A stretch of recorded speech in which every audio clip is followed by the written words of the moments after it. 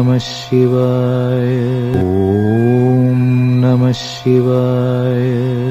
Astro karate Muniyappan சுவாமி ஜோதிட நேயர்களுக்கு வணக்கம். என் குலதெய்வம் பெரியாண்டிச்சம்ம தாயை வணங்கி, என் அப்பன் கராத்தே முனியப்பன் சுவாமியை வணங்கி, என் குருவை வணங்கி வாங்க சிறப்பான பலன்களை பார்ப்போம். வணக்கம். இந்த பதிவானது தசா புத்தியின் பதிவாகும். தசா புத்தி உங்கள் ஜனனகால ஜாதகத்தில் எந்தெந்த இடத்தில் இருக்கிறார் என்ற முன்னுரையை பார்த்துவிட்டு பதிவுக்குள் செல்வோம். உங்கள் ஜனனகால ஜாதகத்தில் வரும் தசா புத்தி நாதர்கள் எந்தெந்த நிலையில் இருக்கிறார்கள் என்ற பட்டியல் விவரம்தான் இது. விவரத்தை பார்த்துவிட்டு பதிவுக்குள் செல்லுவோம். உங்களுடைய ஜனனகால ஜாதகத்தில் தசாபுத்தி நாதர்கள் 1-5-9 திரிகோண சாணத்தில் இல்லை 1-5 திரிகோண சாணத்தை அதிபதியோடும் சேர்க்கை பார்வை நட்சத்திர சாரத்தில் பயணிப்பது, அல்லது 1-4-7-10 கேந்திர சாணத்தில் சேர்க்கை பார்வை அந்த அதிபதியோட நட்சத்திர சாரத்தில் பயணிப்பது, அல்லது 2-5-8-10-11 பணபர சாணத்தில் இருப்பது, இல்லை பணபர அதிபதியோட நட்சத்திர சாரத்தில் இருப்பது சேர்க்கையில் இருப்பது, அல்லது 3-6-10-11 உபயஜய சாணத்தில் இருப்பது, இல்லை உபயஜய சாணத்தில் கிரகத்தின் நட்சத்திர சாரம் பார்வை சேர்க்கையில் இருப்பது, அல்லது 3-6-9-12 அபோகலியம் சாணத்தில் இருப்பது, அல்லது அந்த அபோகலி சார அதிபதியோடு இணைஞ்சிருப்பது சேர்க்கை பார்வையோடு இருப்பது, அல்லது சரலக்கணமாகிய மேசம் கடகம் துலம் மகரம் ஆகிய 2-7 மாரகஸ்தானத்தில் இருப்பது, அல்லது சிரம் லக்கணமான ரிஷபம் சிம்மம் விருச்சகம் கும்பம் ஆகிய 3-8 மாரகஸ்தானத்தில் இருப்பது, அல்லது பார்வை சேர்க்கையில் இருப்பது, அல்லது உபய லக்கணமான மிதனம் கன்னி தனுசு மிதனம் ஆகிய லக்கணத்துக்கு 2-7-11 மாரகஸ்தானத்தில் இருப்பது, அந்த அதிபதியோடு இருப்பது பார்வையில் இருப்பது நட்சத்திர சாரத்தில் இருப்பது, அல்லது நீச்சம் உச்சம் ஆட்சி பெற்றிருக்கிறார்களா, அல்லது சூரியனிடம் அஸ்தங்கதம் பெற்றிருக்கிறார்களா, பரிவர்த்தனை அல்லது வர்க்கோத்தமம் அல்லது நீச்ச பங்கம் அல்லது திக்பலம் அல்லது புஷ்கரமாம்சம் அல்லது கெட்டிடும் ராஜயோகம் பெற்றிருக்கிறார்களா, அல்லது நட்பு வீட்டில் உள்ளார்களா அல்லது பகை வீட்டில் உள்ளார்களா, அதே சமயம் கிரகம் சுபகிரகம் சேர்க்கையில் பார்வையில் இருக்கிறார்களா, அல்லது அசுப கிரகம் சேர்க்கை பார்வையில் இருக்கிறார்களா, இல்லை அவர்கள் நட்சத்திர தொடர்பில் இருக்கிறார்களா என்று பார்க்கணும். அதுபோலவே அடுத்தது பார்த்திங்கன்னா 3-6-8-12 வீட்டு மறைவு சாணத்தில் இருக்கிறார்களா, அல்லது 3-6-8-12 வீட்டு அதிபதி சேர்க்கை பார்வை அவர்களின் நட்சத்திரம் தொடர்பில் இருக்கிறார்களா என்று இதுபோல பல சூட்சமங்களை உங்கள் ஜனனகால ஜாதகத்தை கொண்டு தான் ஒரு துல்லியமான பலனை நம்ம சொல்ல முடியும். ஆனால் நாம் எடுத்திருப்பதோ இது ஒரு பொது பலனாகும். இந்த பொது பலனே பார்த்திங்கன்னா உங்களுக்கு ஒரு 100%க்கு ஒரு 60% உங்களுக்கு கண்டிப்பாக ஒத்து போகும். சிறப்பாக இந்த பதிவை பாருங்கள். வாங்க பதிவுக்குள்ளே போகலாம். இது மட்டும் அல்லாமல் சிறப்பு குறிப்புகள் என்னவென்றால் மேச லக்கணம் மேசராசி என்று நீங்கள் வைத்துக்கொள்ளுங்கள். அந்த மாதிரி வைத்து தான் இந்த பதிவுகளை நம்ம கொண்டு போயிட்டுருக்கோம். ஆனால் ஏன் அப்படி கொண்டு போகிறாங்கிறது விளக்கத்தை நம்ம சொல்லிடுவோம். ஆனால் இப்போ பார்த்திங்கன்னா மேச லக்கணமாக இருந்து வேறு எந்த ராசி இருக்க பட்சத்தில் உங்களுக்கு இதில் குறிப்பிடப்பட்ட தசா புத்தி உங்களுக்கு நடக்குமானால் லக்ன பாவக ரீதியாக, அதாவது நீங்கள் வேறு எந்த ராசி இருக்க பட்சத்தில் நீங்கள் ஒரு மேச ராசி இருக்கிறீங்க, இல்லை ரிஷப ராசி இருக்கிறீங்க, இல்லை மிதன ராசி இருக்கிற இந்த மாதிரி எத்தனை லக்கணமாக, அதாவது மேச லக்கணமாக ரிஷப லக்கணமாக மிதன லக்கணமாக கடக லக்கணமாக சிம்ம லக்கணமாக இப்படி எந்த லக்கணம் இருக்க பட்சத்தில் வேறு எந்த ராசி இருக்க பட்சத்தில் உங்களுக்கு இந்த தசாபுத்தி நடக்குமானால் லக்ன பாவக ரீதியாக அந்த பலன் நீங்கள் அப்படியே பார்த்து அப்படியே பலனை தெரிஞ்சுக்கலாம்.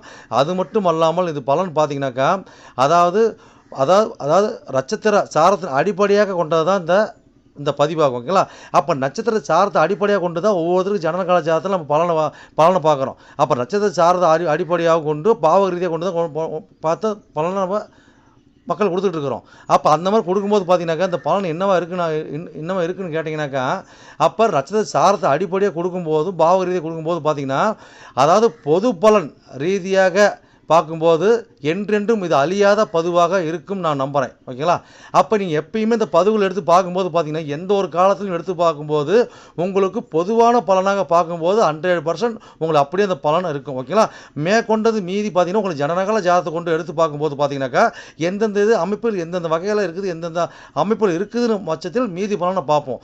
ஆனால் இது என்ன தான் நம்ம அந்த அமைப்புகளை பார்த்தாலுமே நம்மளுக்கு பார்த்தீங்கன்னா எப்படி தான் பார்த்தாலும் ஓரளவுக்கு, அதாவது ஒரு 50% அதாவது உங்களுக்கு நட்சத்திர சார்ந்த அடிப்படையில் இந்த பாவக ரீதியாக பார்க்கும் பொழுது இந்த பலன் 100% சிறப்பாக இருக்கும் என்று நம்பி வாங்க பதிவுக்குள்ளே போவோம். துலா லக்னம் துலா ராசி நேயர்களே, உங்களுக்கு ராகு திசையில் சனி புத்தி என்ற பதிவுதான் இது. இந்த பதிவானது உங்கள் லக்னத்தை எண்ணி வர 4ஆம் பாகமான 4ஆம் ராசியான மகராசின்னு பதிவாகும். ஓகேங்களா? இந்த மகராசி நட்சத்திர சாரம் இருக்குது. அந்த நட்சத்திர வாயிலாக உங்களுடைய புத்திநாதனாகிய சனீஸ்வர பகவான் எப்படி பயணித்து எப்படி பலன் அளிக்க போகிற அந்த பதிவாகும். இந்த பதிவு நாங்கள் எப்படி பார்த்து பலன் தெரிஞ்சுன்னு கேட்டிங்கனாக்கா, உங்களுக்கு ஜனனகால ஜாதகம் எடுத்து அதாவது ராசி கட்ட நவாம்ச கட்டம் போட்டிருப்பாங்க. ராசி கட்டம் பார்த்தீங்கன்னாக்கா ராசி கட்டம் போட்டதில் பார்த்தீங்கன்னா 12 கட்டம் கொடுக்கப்பட்டிருக்கும். அது 12 கட்டம் பார்த்தீங்கன்னா லான் போட்டுருக்குது உங்கள் லக்கணம் முதல் பாவம். ஓகேங்களா? அதாவது 1 2 3 4 எண்ணி வர அது 4ஆம் பாவத்தோட பதிவு தான் அந்த பதிவு. ஓகேங்களா? இப்படி நீ நம்மளோட பதிவு பார்க்கும்போது இது மாதிரி எண்ணி நீங்கள் பதிவு பார்த்தீங்கன்னா சிறப்பாக இருக்குது. நட்சத்திர சாரத்தை எப்படி நீங்கள் தெரிஞ்சுக்கிறீங்க கேட்டிங்கனாக்கா, அதாவது ராசி கட்டத்துக்கு முன் பேஜில் பின் பேஜில் பார்த்தீங்கன்னாக்கா உங்களுக்கு சூரியன் சந்திரன் செவன் இப்போ கிரகத்தை வரிசையாக போட்டிருப்பாங்க. அதுக்கு நேராக பார்த்தீங்கன்னாக்கா நட்சத்திர சாரம் போட்டிருப்பாங்க. அந்த சாரத்து வழியாக தான் இந்த கிரகம் பயணிச்சு புத்தி தசாபுத்தி நடத்தி பதிவு. ஓகேங்களா?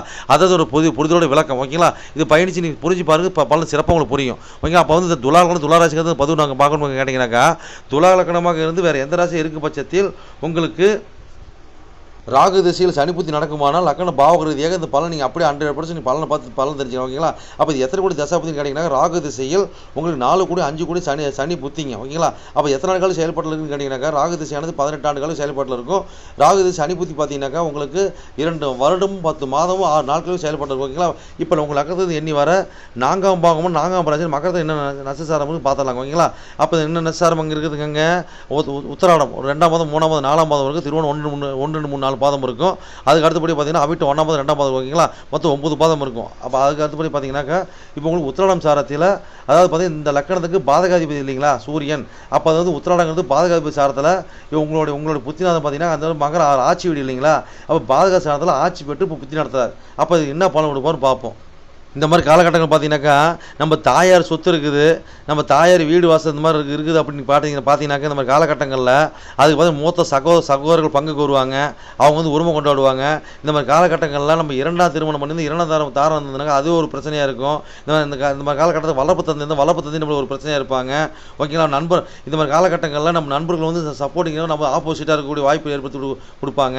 இந்த மாதிரி வாய்ப்புன்னு அவ்வப்போது ஏற்படுத்தி கொடுப்பாங்க. காலகட்டங்களில் நம்ம தாயார் நம்மளுக்கு கொஞ்சம் ஆப்போசிட்டாக நம்மளுக்கு செயல்படுவாங்க. ஓகேங்களா?